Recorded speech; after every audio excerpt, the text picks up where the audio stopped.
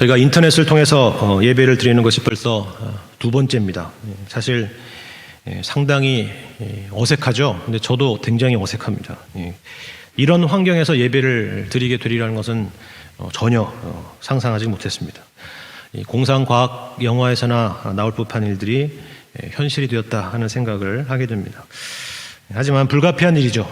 그리고 언젠가는 이 시간도 지나갈 것입니다.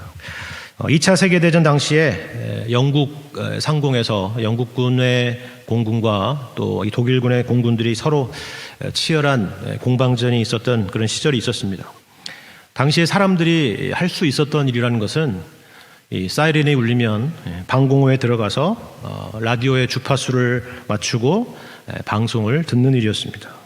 그때 영국의 국영방송이 여러분 잘 아시는 BBC에서 1941년부터 1944년까지 기독교 교리를 아주 평이한 일반적인 언어, 일반 사람들도 알 수 있는 그런 언어로 풀어내서 변증하는 그런 한 프로그램을 맡았던 그런 분이 계십니다.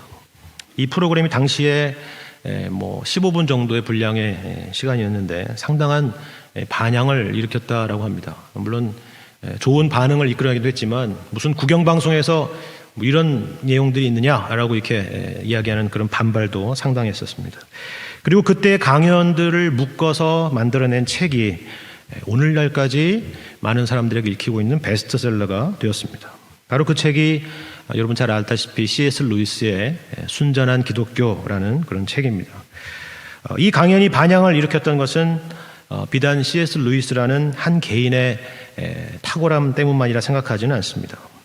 반세기도 지나기 전에 두 번이나 되는 이런 큰 세계대전을 겪는 이런 기가 막힌 역사적인 시대적인 상황 속에서 하나님께서 이 C.S. 루이스나 또 영국 시민들의 마음을 가난하게 하셨기 때문에 복음이 복음으로 들리게 되는 일이 있었으리라 그런 생각을 해봅니다.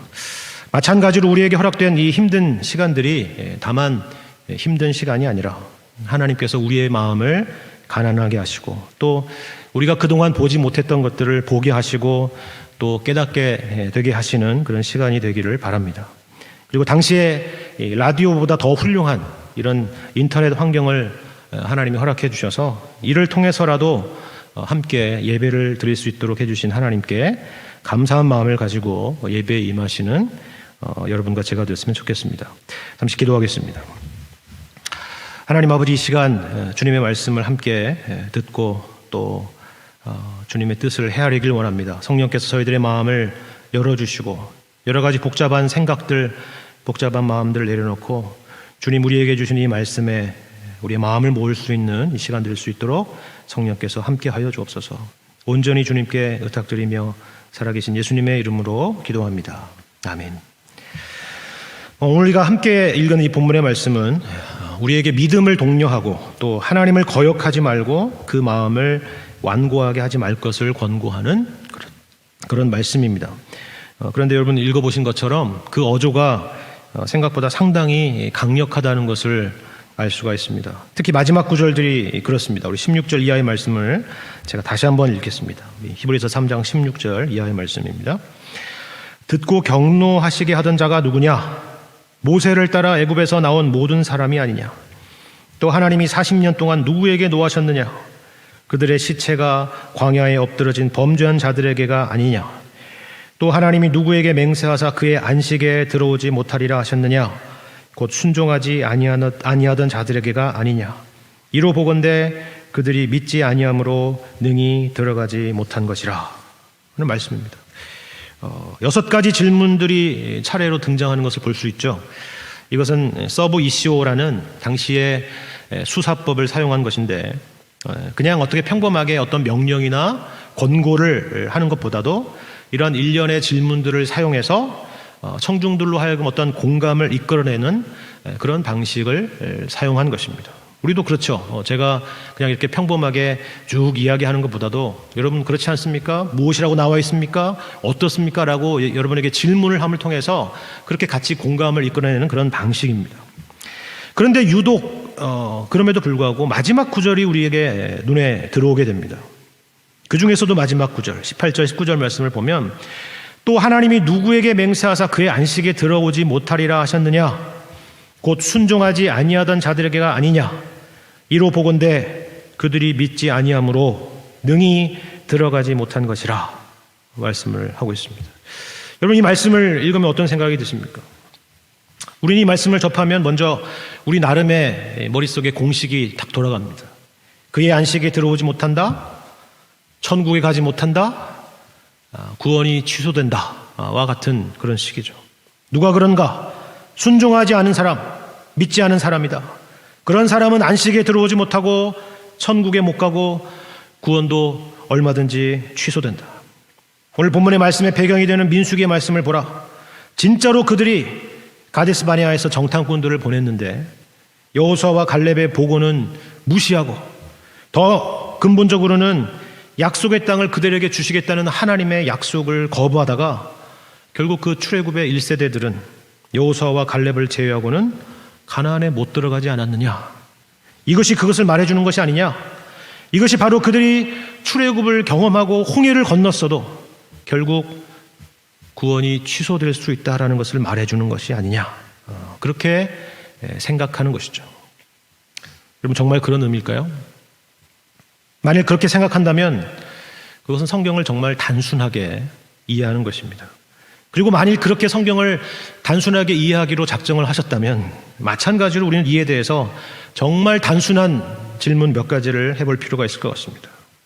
그렇다면, 그렇게 생각하는 것이 맞다면 그 시대에 함께 있었던 모세나 아론과 같은 사람은 어떻게 되는 것입니까? 그들도 가나안에 못 들어가게 됐으니까 모세와 아론과 같은 사람도 역시나 구원이 취소된 것입니까? 또 다른 질문을 해보죠. 이 사건이 기록되어 있는 민수기 14장의 말씀을 여러분 보시면 가나안 땅에 들어가지 못할 대상으로 20세 이상으로 계수된 자들이라 이렇게 말합니다. 물론 이제 전쟁에 참여할 수 있는 그런 사람에 대해서 그렇게 말하는 것이죠. 20세 이상. 우리가 보통 출애굽 1세대라고 부르는 그런 사람들을 말합니다. 그렇다면 만일 그렇다면 20세 미만인 사람은 어떨까요? 19세하고도 11개월 정도가 지난 사람은 어떻습니까? 그들은 정말 20세 이상 세대와는 전혀 차원이 다른 믿음의 사람, 순종의 사람, 경건한 사람, 그러니까 그들은 구원받을 만한 그런 사람이었다는 것일까요? 그걸 말하는 것입니까? 물론 이전 세대보다는 그럴 가능성은 있어 보이는지도 모르겠습니다. 기성세대의 불순종과 불신앙과 그로 인한 결과들을 그들은 목도했기 때문입니다. 그리고 자라면서 그러한 내용들을 들었기 때문입니다. 그 이야기 중에서, 그들이 들은 이야기 중에서 특별히 출애굽기 17장에 등장하는 그들 부모 세대의 경험, 마사와 무리바 사건에 대한 이야기도 있었을 것입니다. 출애굽한 그들의 부모 세대들이 마실 물이 없어지니까 모세와 다투고 또 하나님을 시험하며 원망했던 그런 사건에 대한 것입니다. 마사라는 이 히브리 말은 시험이라는 의미고 무리바라는 말은 반역이라는 뜻을 갖고 있습니다. 오늘 본문의 8절에 등장하는 그 시험과 거역이라는 이 단어가 바로 이 마사와 무리바를 말하는 것입니다. 그러니까 우리는 그러지 말자. 우리도 잘못하면 부모 꼴이 될 수 있다. 이렇게 생각을 했겠죠. 그런데 여러분, 민수기 20장 말씀을 보시면 놀라운 사건이 기록되어 있습니다. 민수기 20장 1절부터 이하의 말씀을 제가 여러분 읽어드리겠습니다. 민수기 20장 1절 말씀입니다. 첫째 달에 이스라엘 자손 곧 온 회중이 신광야에 이르러 백성이 가데스에 머물더니 미리암이 거기서 죽음에 거기에 장사되니라 라고 말씀합니다. 여기 이 첫째 달이라는 시간은 광야에서 40년이라는 시간이 흐른 이후의 시간을 말합니다. 다시 말해서 지금 이 민수기 20장의 배경은 1세대가 아니라 바로 2세대에 대한 이야기를 하고 있는 것입니다. 그리고 그들이 다시 그 40년 전에 있었던, 그 40년 전에 정탐꾼을 보냈던 그 가데스라는 지역에 다시 오게 된 것입니다. 동일한 이곳에서 과연 이 다음 세대들, 그 당시 20세 미만이었던 그 세대들은 과연 어떤 일을 했을까, 어떤 일이 있었을까 하는 것이 궁금하죠. 2절 이하의 말씀을 계속 읽겠습니다. 회중이 물이 없으므로 모세와 아론에게로 모여드니라. 백성이 모세와 다투어 말하여 이르되 우리 형제들이 여호와 앞에서 죽을 때에 우리도 죽었더라면 좋을 뻔하였도다.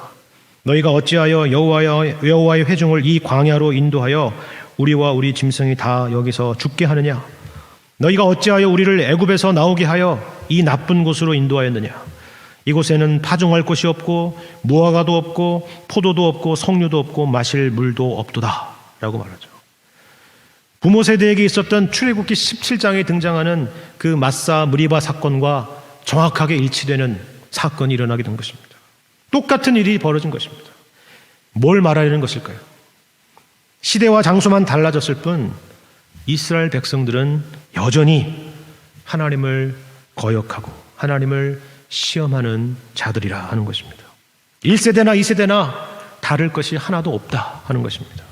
그리고 공교롭게도 여기 이 민수기 20장에는 그동안 이스라엘 백성들과 하나님 사이에서 중보자 역할을 하던 미리암과 아론의 죽음에 대한 내용도 동시에 기록되어 있습니다.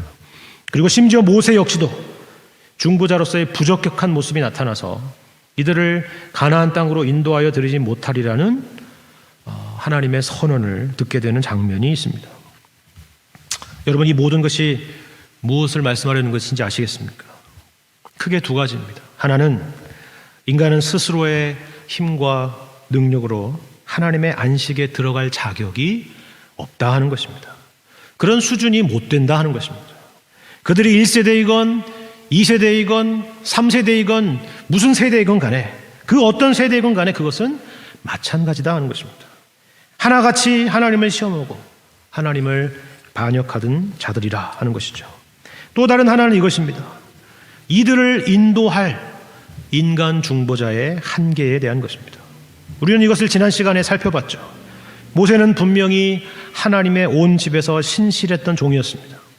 그러나 모세는 이스라엘 백성들을 마침내 가나안으로 인도하지는 못했습니다.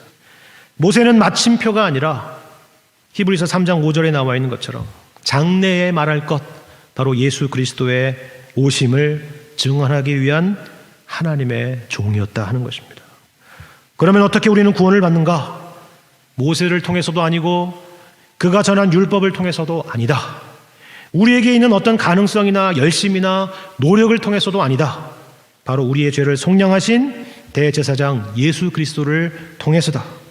그분을 믿으라. 그분을 언제나 변함없이 믿고 신뢰하라. 이것이 바로 오늘 본문이 우리에게 말하는 강조점이지, 우리를 겁주기 위한 것이나 우리의 구원이 우리의 순종 여부에 따라서 취소될 수 있다는 것을 말하려는 그런 이야기가 아니라 하는 것입니다.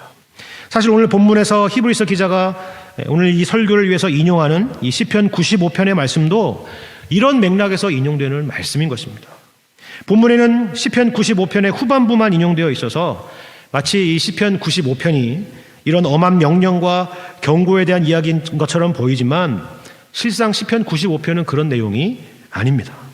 본문의 내용이 등장하기 전에, 오늘 본문의 7절 이하에 있는 그 시편 내용에 등장하기 전에 이런 내용이 앞서서 등장한다는 것을 여러분 주목해 보셔야 됩니다. 우리 시편 95편 말씀을 함께 보겠습니다.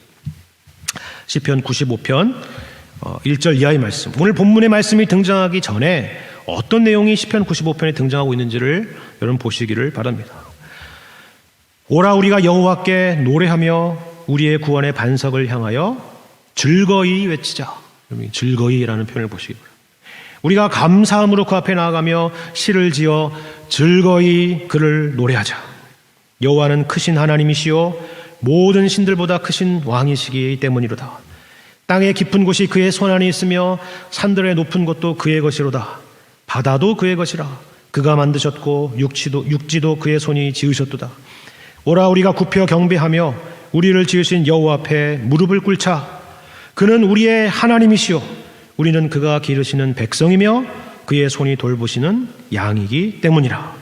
그리고 오늘 본문의 말씀이 이어지죠. 너희가 오늘 그의 음성을 듣거든 너희는 무리바에서와 같이 또 광야의 마사에서 지냈던 날과 같이 너희 마음을 완악하게 하지 말지어다. 사실 오늘 본문의 말씀은 이 본문 히브리서 말씀에서는 말씀드린 것처럼 시편 95편의 후반부 내용만 인용했지만 이 설교를 처음 들은 히브리서의 독자들은 이 시편 95편 내용의 전체를 1절부터 등장한 이 전체 내용을 잘 알고 있었을 것입니다. 왜 그런지 아십니까? 왜냐하면 전통적으로 이 시편 95편은 유대인들이 금요일 저녁마다 그리고 안식일 아침마다 회당에서 항상 불렀던 그런 노래였기 때문입니다. 그러면 언제부터 이 노래를 불렀는지 아십니까? 학자들은 이 시편이 쓰여진 시기를 바벨론 포로 후기 시대나 아니면 바벨론 포로 생활을 막 마치고 고향에 돌아와서 정착했던 그 초기에 기록된 것으로 이야기를 하고 있습니다. 그들이 지난 날들을 돌아보며 이 찬양으로 고백하고 있는 것입니다. 우리가 하나님께 이처럼 배역한 자들이었지만 우리에게 이처럼 무조건적인 구원의 은혜를 베푸셨다는 그런 감격과 감사의 고백인 것입니다. 하나님은 바로 우리에게 이런 하나님이시라 라는 그런 고백을 하는 것입니다. 그렇기 때문에 이 시편 95편의 내용은 겉으로 보기에는 우리가 인용된 이 내용만 보기에는 우리의 어떤 행위를 강조하는 것처럼 보이지만 그리고 그것이 마치 우리의 구원을 유지시킬 수 있는 것처럼 보이지만 실상 강조하는 것은 정반대의 내용이라 하는 것입니다. 이처럼 우리를 구원하신 하나님은 우리가 믿음과 순종과 사랑을 드리기에 합당한 분이시라 하는 것입니다. 그래서 우리 과거의 조상들과 같이 하나님께 불순종하고 반역하고 시험했던 그런 어리석음에 빠지지 말자 하는 것입니다. 그건 정말이지 하나님이 어떤 분이신지를 몰라보는 미련한 행동이요 어리석은 일이요 안타까운 일이라 그 얘기를 하는 것입니다.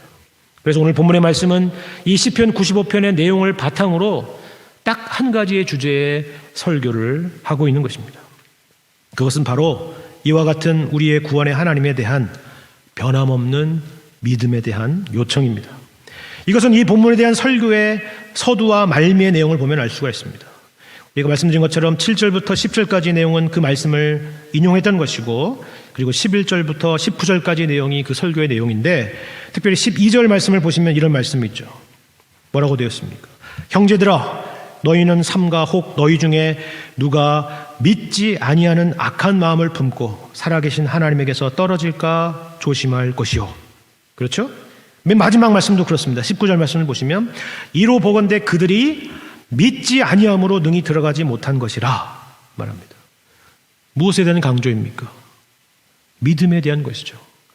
이 시편 95편을 인용하여 설교하는 이 설교의 주제가 무엇입니까? 믿음에 대한 것입니다. 물론 우리가 믿죠. 예수 그리스도께서 하나님의 아들이심을 믿고 그분이 이 땅에 오셔서 우리를 위해서 십자가에 죽으시고 부활하셨음을 우리는 믿습니다. 이것이 우리의 믿음의 객관적인 내용이죠. 그 믿음이 없다면 오늘 이 시간 이처럼 아무도 보지 않는 곳에서 누가 뭐라고 할 것도 없고 옆 사람 눈치도 볼 것도 없는 그런 가정에서 인터넷을 이용해서 예배 드릴 일도 없을 것입니다. 저에게 무슨 재미있는 이야기를 기대하고 이 시간에 TV나 컴퓨터나 태블릿이나 스마트폰 앞에서 있는 것은 더더욱 아닐 것입니다. 그렇다면 본문은 그런 의미의 객관적인 차원에서 믿음에 대한 내용을 말하고 있는 것인가? 그런 강조인가? 그렇지 않습니다. 그것과는 조금 다른 것입니다. 여러분 성경에는 곳곳에 믿음에 대한 이야기가 등장하고 있습니다. 신약 성경에서도 또 그 안에 여러 서신서에서도 믿음에 대해서 강조하고 또 강조하는 그런 내용이 있습니다. 그런데 모두 다 같은 의미의 강조의 믿음에 대한 내용을 하는 것은 아닙니다. 예를 들면 이런 것이죠. 사도 바울이 로마서나 갈라디아서에서 말하는 그 믿음이라는 것의 강조점과 오늘 우리가 함께 읽고 있는 히브리서와 야고보서에서 말하는 믿음의 강조점에는 차이가 있습니다. 로마서나 갈라디아서에서 강조하는 믿음에 대한 것은 말씀드린 것처럼 믿음의 대상이신 예수 그리스도에 대한 것입니다. 특별히 인간의 행위로 의롭다함을 얻으려고 하는 그런 인간의 노력에 반하는 차원에서 이 믿음이라는 것이 로마서나 갈라디아서에서는 강조되고 있다는 것을 우리는 잘 알고 있습니다. 그렇기 때문에 이 로마서나 갈라디아서에서 말하는 오직 믿음이라는 것은 오직 그리스도 혹은 오직 은혜로라는 말과 같은 의미의 내용인 것입니다. 하지만 히브리서나 야고보서 같은 곳에서 강조하는 믿음에 대한 내용은 말씀드린 것처럼 로마서나 갈라디아서에서 말하는 내용과는 그 강조와는 조금 다른 면이 있습니다. 어떻게 다릅니까? 물론 히브리서에서도 로마서나 갈라디아서에서 강조하는 것처럼 믿음의 대상이신 예수 그리스도에 대한 내용을 역시 강조하지만 동시에 히브리서에서는 그 믿음이라는 것을 우리가 살아가는 이 땅에서 적용하며 산다라는 것에 그 구체적인 내용이 무엇인가? 믿음이 있다는 것은 과연 우리의 삶에서 어떻게 드러나게 되는가 하는 것에 대한 그 강조에 초점을 두고 있다 하는 것입니다. 그렇다면 여러분, 참된 믿음이라는 것은 우리 삶 가운데 과연 어떻게 드러날까요? 우리는 이것을 그 믿음을 적용하며 살았던 믿음의 선진들에게서 배울 수가 있다. 그것이 바로 믿음장이라 불리는 히브리서 11장의 내용이죠. 여기서 설명되는 믿음이라는 것은 그들이 어떤 대단한 것을 경험했다는 것을 말하고 있는 것이 아닙니다. 여기서 강조되는 믿음이라는 것은 그들이 기다렸다. 그들이 인내했다. 그들이 그 약속을 바라봤다 하는 것입니다. 예를 들면 이런 것입니다. 우리 히브리서 11장 5절의 말씀을 보시면 에녹에 대한 이야기가 등장합니다. 에녹에 대해서 이렇게 말씀합니다. 히브리서 11장 5절 말씀. 믿음으로 에녹은 죽음을 보지 않고 옮겨졌으니 하나님이 그를 옮기심으로 다시 보이지 아니하였느니라. 그는 옮겨지기 전에 하나님을 기쁘시게 하는 자라 하는 증거를 받았느니라 라고 말씀하죠. 예전에도 말씀드렸지만 여기서 에녹을 등장시키는 이유는 그가 죽음을 경험하지 않고 하늘에 옮겼다라는 것에 초점이 있는 것이 아닙니다. 나도 그런 경험을 했으면 좋겠다. 나도 그런 놀라운 경험을 했으면 좋겠다. 거기에 전혀 초점이 있지 않습니다. 뭐라고 말씀합니까? 그 일이 있기까지 어떤 일이 있었느냐 하는 것이죠. 그는 옮겨지기 전에 하나님을 기쁘시게 하는 자라 하는 증거를 받았다 하는 것입니다. 이것이 핵심인 것입니다. 옮겨지기 전에 몇 년일까요? 이 세월이 창세기에 보면 무려 365년이었다고 하죠. 그것도 패역한 시대, 하나님께서 노아를 통해서 홍수 심판을 내릴 수밖에 없었던 그 시대에 하나님과 동행하며 하나님을 기쁘시게 하며 산다라는 것이 얼마나 힘들고 고된 시간들이었을지를 생각해 보라 하는 것입니다. 이후에 등장하는 노아나 아브라함이나 사라에 대한 이야기도 마찬가지입니다. 그들이 받은 약속과 그들이 이 땅에 살아가며 겪어야 했던 현실이라는 것은 너무나도 먼 이야기였죠.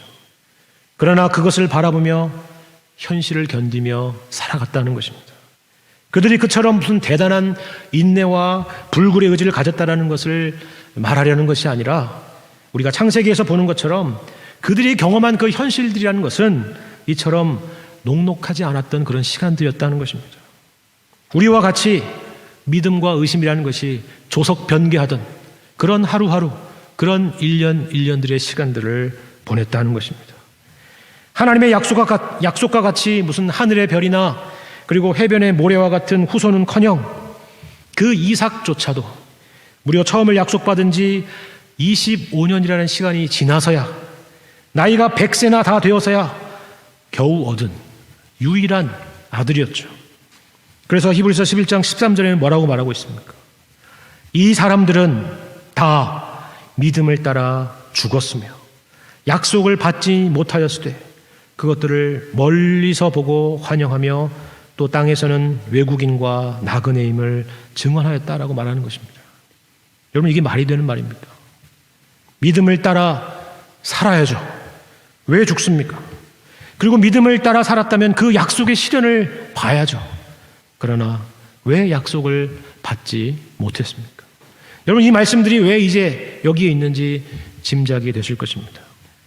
우리는 우리의 믿음이 있다는 것을 어떤 식으로 확인받고 싶어 하냐면 성경이 말하는 것과 늘 반대되는 것으로 확인받고 싶기 때문에 그래서 늘 우리의 신앙 가운데서는 충돌이 있는 것입니다.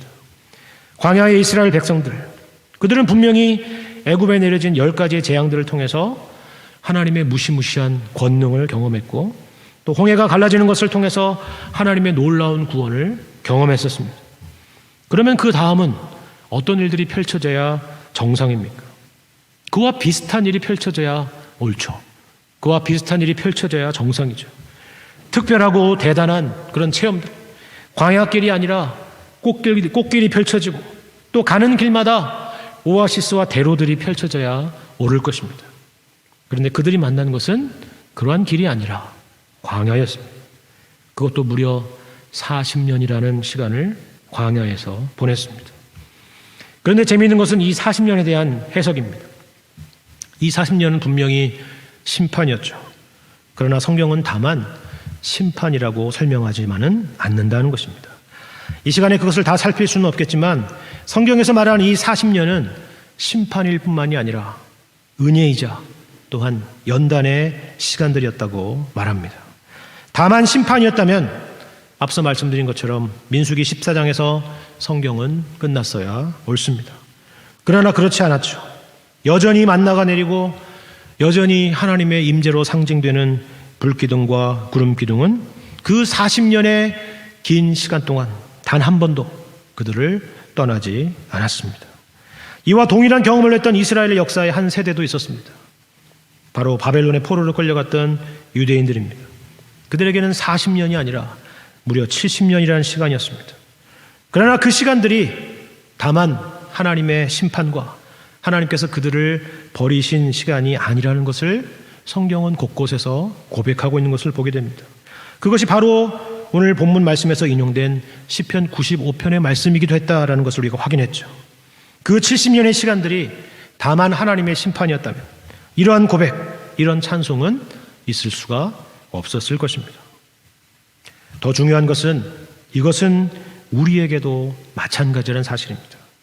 우리는 이 세상에서 하나님을 떠난 인류가 만들어내는 죄의 결과들을 경험하고 있습니다.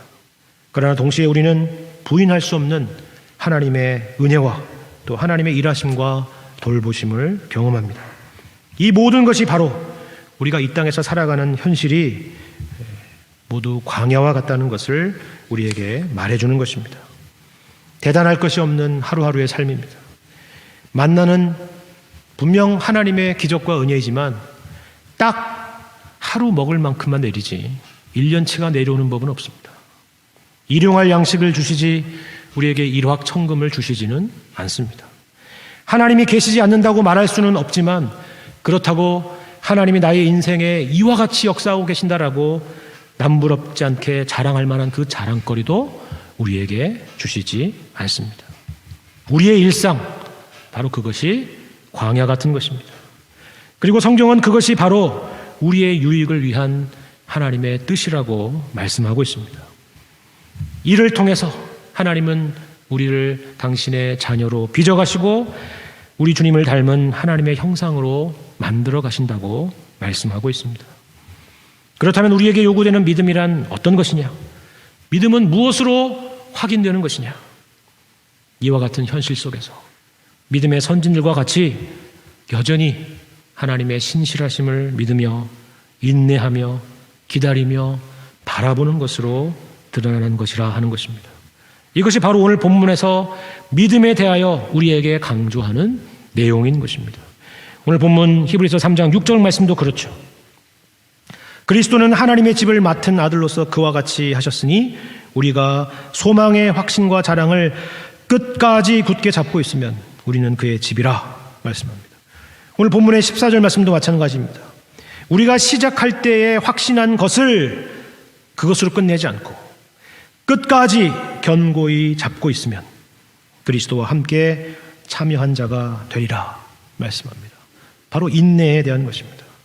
믿음이 있다는 것은 어떤 대단한 것들로 증명되거나 확인되는 것이 아닙니다. 내가 믿었더니 나에게 이와 같은 이 놀라운 일들이 있더라 와 같은 식으로 드러나는 것이 아닙니다.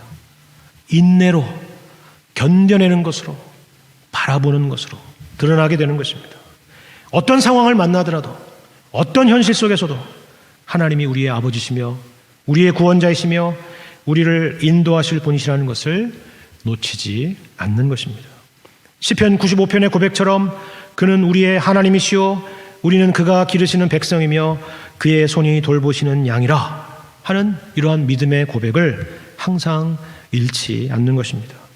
이것이 우리 한 사람 한 사람의 변함없는 고백의 삶이 되어야 할 것입니다.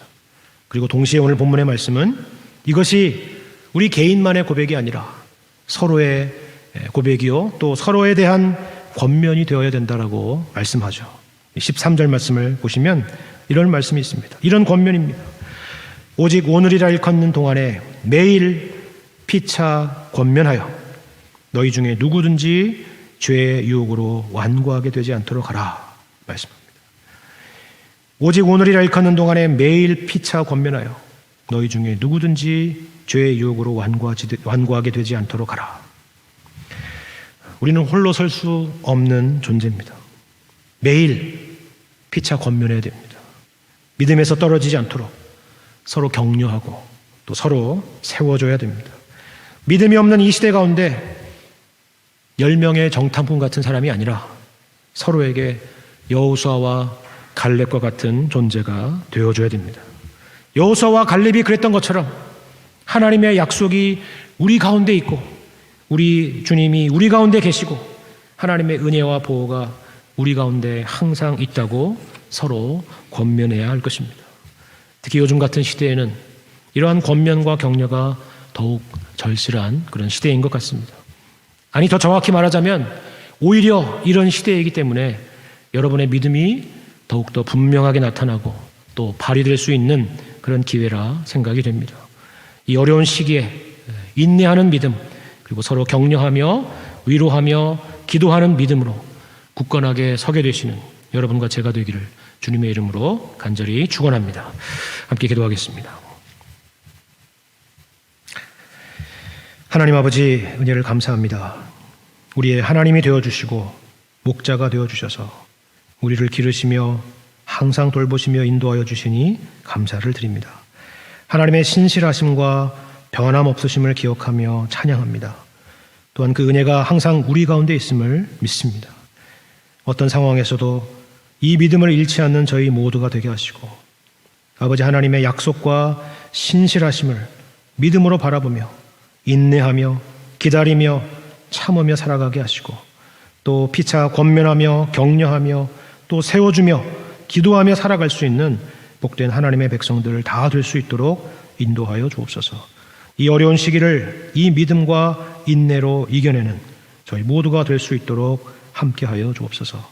감사드리며 예수님의 이름으로 기도합니다. 아멘.